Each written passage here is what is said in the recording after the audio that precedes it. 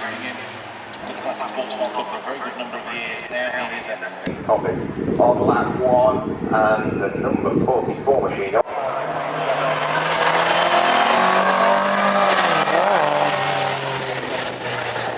Therefore it goes into the modern engine groups. Now cars visually based on road cars, so it needs to retain the silhouette from the Mini, which I think is retired into the paddock area. So the number 32 can now to 4 on the grid. Neil Howe about to head over the start finish line, would need to really pull. I think he's in the first, he said. Tim's doing the second one. Perhaps better let them know that, really.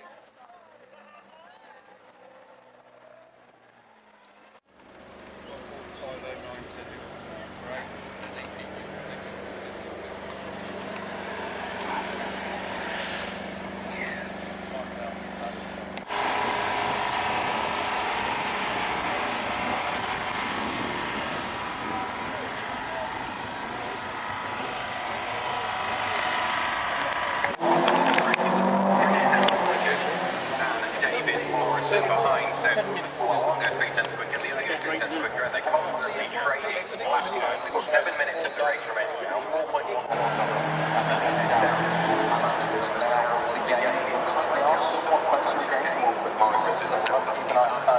As they come through, and yeah, the 420 of Neil Howe, how that gap has opened.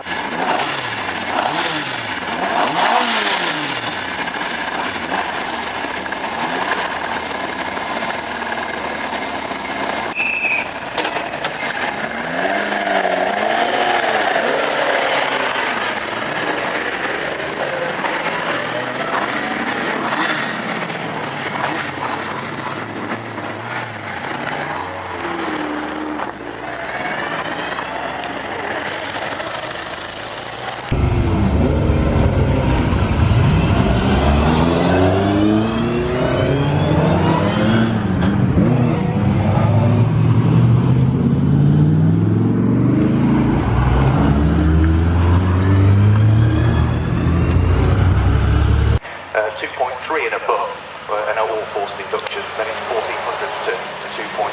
So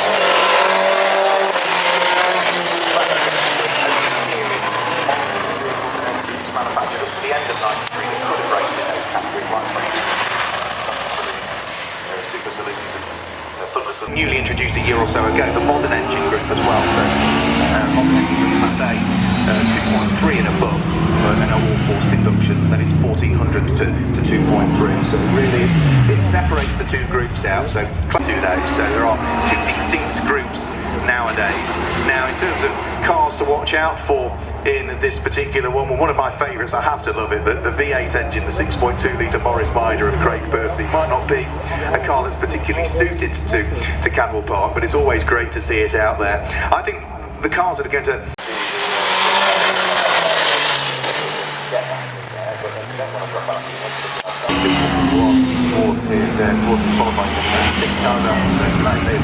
However, they are all grouped together, so when one comes by, you'll have a lot of action going on. And for me, Martin Reynolds, I think, to see what he can do from there.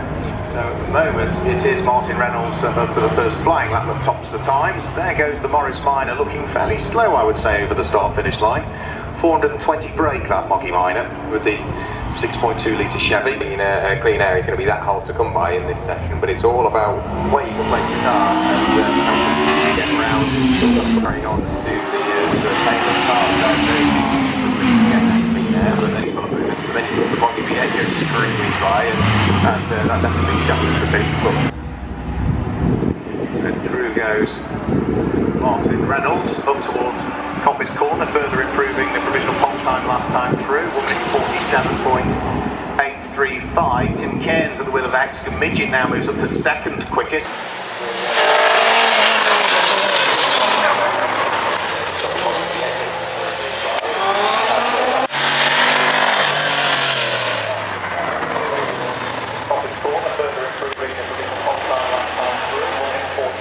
So he does have a little bit of traffic in front, with that being the Porsche 993 of John Cockerson. So he wants to pass off, maybe it's machine, a woman in 50.261. Neil Duke therefore drops to 4th. John Cockerton now finds himself all the way down in 5th at the wheel of the Porsche. Craig Pearson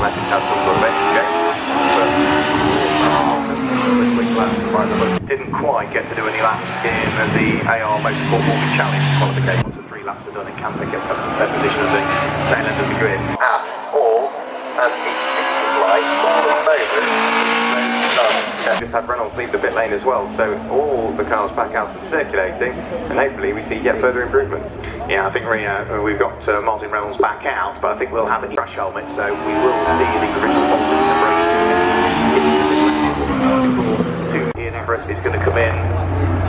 Yeah, next lap. So a wave of the pit board. I think an acknowledgement signal from Tim Cairns, from Ian Everett, that he will be in at the end of this lap. Have the car over to Tim Cairns. So original pole sitting car will head into the pit lane. For Martin Reynolds, of course, who was on pole and has now slipped to 3rd. Adjustment to tyre pressures. We'll see as to using all the track limits and potentially a little bit more, but that's what you've got to do in qualifying. Just see where you can find the absolute limit and then just right below it, make sure that it's still the car here, Neil Duke, at the wheel of the Ford Anglia, who improves his time. So that means that Martin Reynolds has got even more time to try and find now. Neil Duke's improved time was 1 minute 47.018. So Reynolds now needs to find over 0.9 of a second. Into the pit lane does indeed come the provisional pole sitting car. The Ian Everett driven Hexagon Midget is about to be handed over to car's owner, Tim Cairns. Ian hugely thankful that Tim has given him the opportunity to drive this car. We'd usually see Ian out racing in his BMW in the swinging 60s, but due to the moment he's opted not to race this year, was very kindly offered this drive by Tim, so he's delighted to be behind the wheel of the car and showing that he's blown the cobwebs away to great effect on his way now. So he's safely strapped in on board the number 82 car and will thread its way back out onto the circuit. Been in the family. You think Special Saloons and Modsports returned with a revival race in 2011 of the number 82 machine. So really 529 for Craig Pearson in that 48. Slowly starting to look on paper as if it could work. It's only going forward. Just a bit of a confidence build for Craig Pearson. He drives something like that around Cadwell Park for what I think is probably his first time. Neil Duke in the Ford Anglia has just improved as well in terms of time. Hasn't improved position, but it's a 1 minute 40.36 Ford Escort. There goes Craig Pearson. Can he improve again at the wheel of the Moggy? No, not on that occasion. Here comes John Cockerton's Porsche. Also now lapping, well, substantively slower, I would say. About 5 seconds slower that lap from John Cockerton. But for Martin Reynolds, it's all going his way at the moment, isn't it? Through goes the number 27 car. Another new fastest lap of the qualification session. 1 minute 45.608 from the Ford Anglia. Through goes Tim Cairns, and not only does he get back on the front row of the grid, he gets to pole position in flying lap. All of a sudden, the Hexagon Midget finds itself not just on pole, Jack, but on pole by 3 seconds. Yeah, just as I was saying, there hasn't been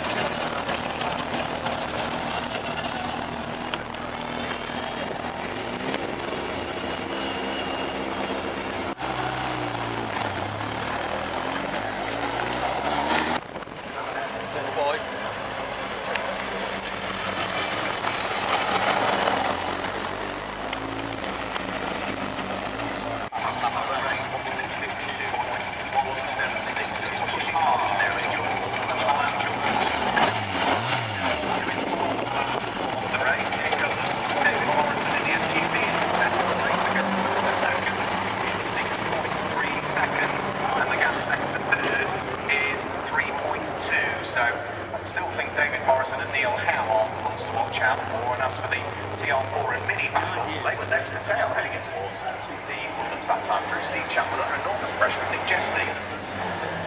This as well, but he managed to select that moment quite nicely and continue on without too much of an issue. But it seems like Nick Jesty could just do with a little bit more power just to keep up with that Triumph TR4, and that would manage to give him the opportunity to get in front. Now we start to see traffic play a part on the leaders. John trying to get out of Lewis yellow Ginetta G1, and he can go around the field. And it looks like a different for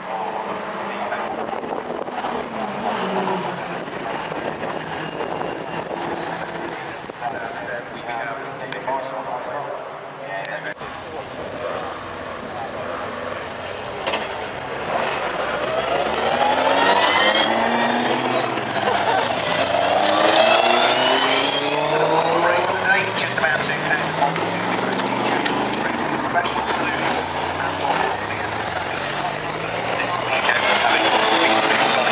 Just in the silhouette from the side elevation, as were always the rules, and as they head off on their formation lap, let's just guide you through the grid. Car number 82 for today's race, it will be Ian Everett that's behind the wheel of the Hexagon Midget. Tim Cairns set the fastest lap time in that car in qualifying, but Ian will drive the car today, and alongside is number 66, which is Neil Duke. So 82 and 66 on row number 1. Row 2 introduced by the Classic Sports Car Club with a revival race at Mallory Park in 2011, and that was fully launched as a series in 2012. As we say, we regularly see sort of 15, 16, maybe even up to 20 cars going out in this, so a shame that we only have 6, but what it doesn't have in terms of quantity,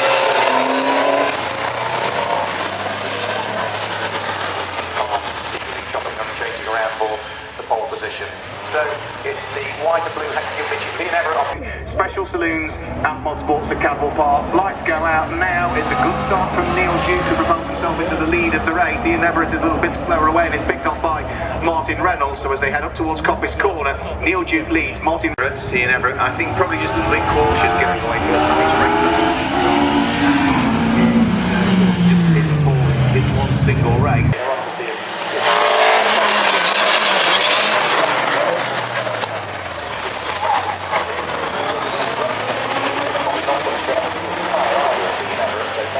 That leads Neil Duke, Martin Reynolds in second place. It is Ian Everett in third place, John Cockington, Colin Claxton sits there in now looking to try and make good his escape, but all 6 cars are absolutely together there, but he's really getting away from the other. So Martin Reynolds, right, so Ian Everett blends out.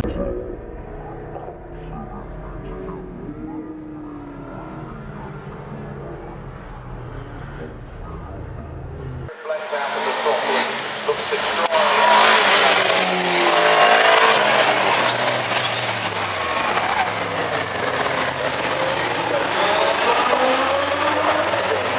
All pretty evenly spaced as well, actually. John Coxon's Porsche coming under pressure from Colin Claxton's turbocharged Ford Escort Mark 1. Can the Escort go through? He's got the inside line for Coppice. He's still on the inside line, and John Cockington sweeps the ball. Go over the grass in avoidance, he managed to catch back up to the tail end. It has split the pack though, hasn't it? It's now 3 for the lead of the race, and maybe on Martin Reynolds.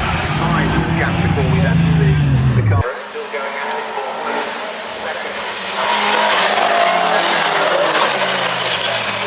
The car of Colin Claxton.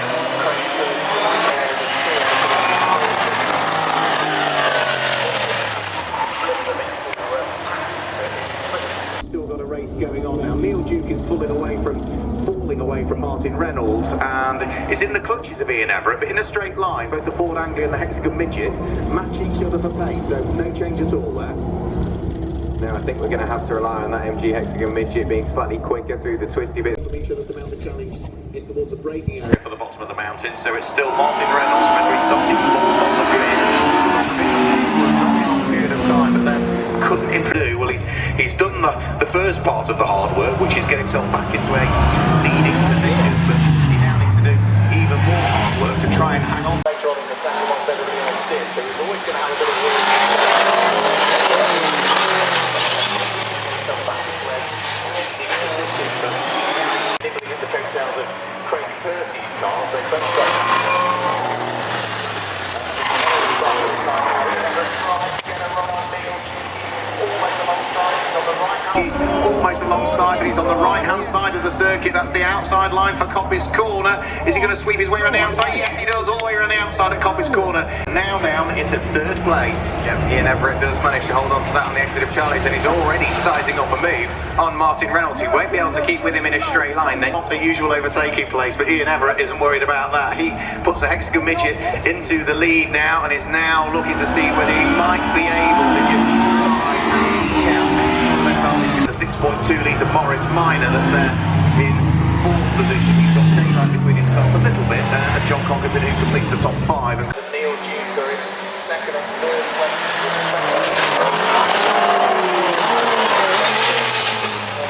Morris Minor that's there five, and Colin Claxton after his issue.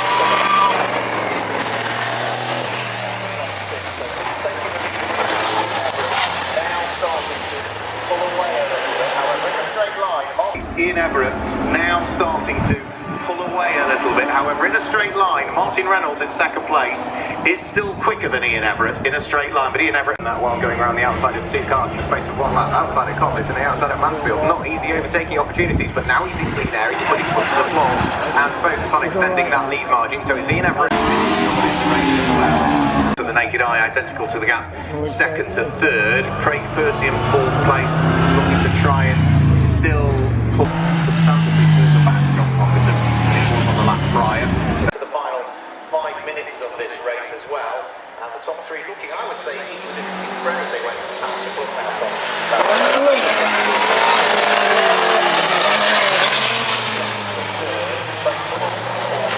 To do on this lap, the Porsche is substantively further back.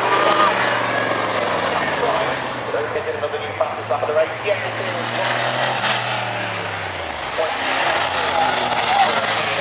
He now leads by 1.5 seconds from Martin Reynolds. Yes, it is. 1 minute 43.780 for Ian Everett. He now leads by Neil Duke. Yeah, that lead trio has opened up quite sufficiently now. There goes the number 82 of Ian Everett. Then Martin Reynolds and Neil Duke still continuing on. And it seems like now they're slowly starting to... Probably less worried about trying to catch up with Ian Everett, because I think Ian Everett has everything under control at the moment.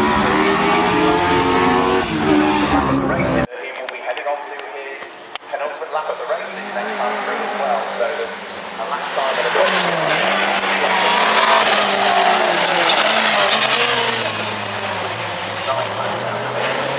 Sessions we go qualifying a 2-day race. So through goes Ian Everett, winning 42.469, but that's Neil Duke. 4.56, Neil Duke picks up the fastest lap of the race this time through. First race of 2 this weekend for the GMC Racing Special Saloons and Modsports, because they do qualifying over the course of tomorrow. So through goes Ian Everett. Another new fastest lap of the race, is it? No, not from him. It was briefly a 1 minute 42.469. And I've got to say, it looks like he's going to make a challenge for P2 as it stands. He's still got quite a bit of time to make up if he wants to do so. Like you say, this is the penultimate lap, so the remainder of this lap plus 1 more to go. And I can see now that's John Conkerton under pressure from Colin Clax. Stage of the race, so I do think the battle for last place might fall in favour of the Ford and less so for the Porsche. So in towards the bottom of the mountain, Ian Everett looks to have responded again to the fact that Martin Reynolds started to first victory of the season in the JMC Racing Special Saloons and Modsports in this guest drive.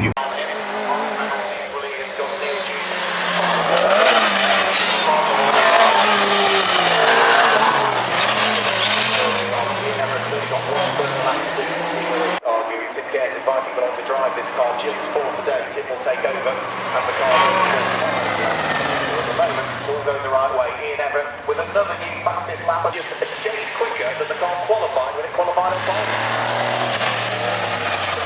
That's back through from Ian Everett. He's only extended that margin now there. This car just for today. Tim will take over as the car's owner for tomorrow's race, and at the moment it's all going the right way. Ian Everett with another new fastest lap of the race. 1 minute. Reynolds, and that gap has massively opened up back to Neil Duke now, so I don't think we'll see any sort of changes of position. And crossing the line once again, are they side by side? I'm sure they are very, very close to it. There is an overlap. Is he going to go all the way around the outside at Coppice? Colin Claxton, he'll give it a go. I'm sure we'll see them to retake the lead of the race after a slightly slow getaway when the lights went out. Took him a while to just work his way through into contention. Then had a bit of pressure to put up with, but then the pressure into contention. Then had a bit of pressure to put up with, but was able to fend off the pressure from the lights.